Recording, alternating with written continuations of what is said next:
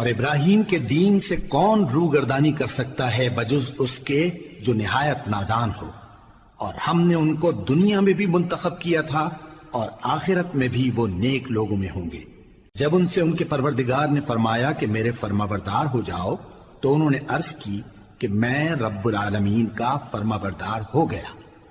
اور ابراہیم نے اپنے بیٹوں کو اسی بات کی وصیت کی، اور یعقوب نے بھی اپنے فرزندوں سے یہی کہا کہ اے میرے بیٹو، اللہ نے تمہارے لیے یہی دین پسند فرمایا ہے، تو مرنا تو مسلمان ہی مرنا۔ جس وقت یعقوب وفات پانے لگے تو کیا تم اس وقت موجود تھے جب انہوں نے اپنے بیٹوں سے پوچھا کہ میرے بعد تم کس کی عبادت کرو گے؟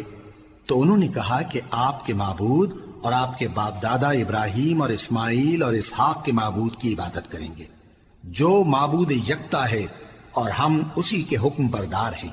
یہ جماعت گزر چکی، ان کو ان کے اعمال کا بدلہ ملے گا اور تم کو تمہارے اعمال کا، اور جو عمل وہ کرتے تھے ان کی پرسش تم سے نہیں ہوگی۔